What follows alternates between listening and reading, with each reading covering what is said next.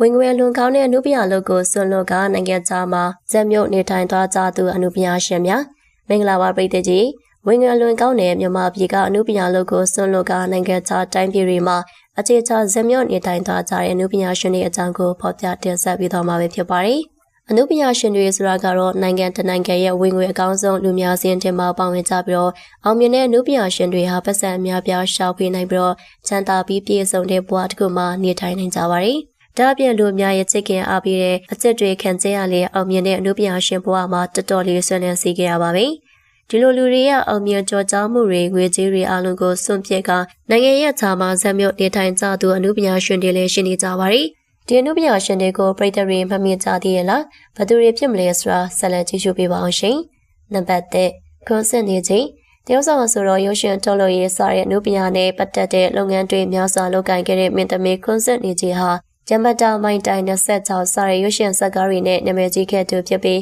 သူမအောင်မြင်နေစဉ်အချိန်မှာပဲမြန်မာနိုင်ငံကအနုပညာလုပ်တွေကိုဆွတ်လွတ်ကအမေရိကန်နိုင်ငံမှာအပြေးသွားနေကြရပဲဖြစ်ပါတယ်။သူမရဲ့မိသားစုတွေဟာမြန်မာနိုင်ငံမှာတယောက်မှမရှိတော့တဲ့အချိန်မှာသူမကသူကိုယ်တော်ထွက်ခွာသွားကနေထိုင်တာယနေ့ထိတိုင်ပါပဲ။ယနေ့အချိန်ထိသူမဟာအိမ်တောင်ကြခြင်းမရှိပဲသူမတယောက်တည်းဇက်မြုပ်နေထိုင်တာပဲဖြစ်ပါတယ်။နံပါတ်2မင်းသမီးမေသက်ခိုင်မျက်နှာဝမ်းဝမ်းအလွန်ချစ်ဖို့ကောင်းတဲ့ပုံစံလေးနဲ့ပြည်သူရဲ့အသေးစိတ်မင်းသမီးလေးမေသက်ခိုင်ဟာသူမဖခင်ရှိတဲ့အမေရိကန်နိုင်ငံကိုလိုက်သွားခဲ့ပြီးမြန်မာနိုင်ငံကအနုပညာလုပ်တွေကိုဆွလွတ်သွားခဲ့ရပဲဖြစ်ပါတယ်။မင်းသမီးလေးမေသက်ခိုင်ကအခုဆိုရင်နိုင်ငံခြားမှာအိမ်တော်ရက်သားကျသွားခဲ့ပြီးဖြစ်ပြီးတတမီမီလေးတွေဝေးဖွားကအိမ်တော်ရှင်မကောင်တယောက်အနေနဲ့ဇက်မြုပ်နေထိုင်သွားတာပဲဖြစ်ပါတယ်။နံပါတ်3မင်းသမီးလေးယတနာဖြိုးဖြိုးအောင်မျက်လုံးဝမ်းဝမ်းမျက်နှာဝမ်းဝမ်းလေးနဲ့စပင်ရှင်းလေးနဲ့ပရိသတ်တွေကိုဖန်ဆာခဲ့သူမင်းသမီးလေးယတနာဖြိုးဖြိုးအောင်ကလည်းသူမရဲ့နုပညာလုပ်တွေအချိန်ရနေစဉ်မှာနိုင်ငံခြားကိုတက်ခွာသွားခဲ့ရပဲဖြစ်ပါတယ်။သူမရဲ့နုပညာလုပ်တွေအချိန်ရနေစဉ်မှာနိုင်ငံခြားကိုတက်ခွာသွားခဲ့ရပဲဖြစ်ပါတယ်။သူမဟာလည်းတခြားတိုင်းပြည်မှာအပြေးသွားရောက်နေထိုင်ခဲ့တာဖြစ်ပြီးအိမ်တော်ရက်သားပါကြားခဲ့ပြီးဖြစ်လို့မြန်မာနိုင်ငံကအနုပညာလုပ်တွေကိုအပြေးတိုင်းဆွလွတ်သွားခဲ့ပြီးပဲဖြစ်ပါတယ်။နံပါတ်4မင်းသားနိုင်အလွန်ချောမောလှပပြီးယောက်ျားပြီးသားရဲ့ရုပ်ရည်နဲ့မင်းသားနိုင်ဟာဆိုရင်လေမြန်မာနိုင်ငံကဝါရတယောက်ဆောင်ဆိုတဲ့ဂုံပုတ်ကိုဆွန်လွတ်က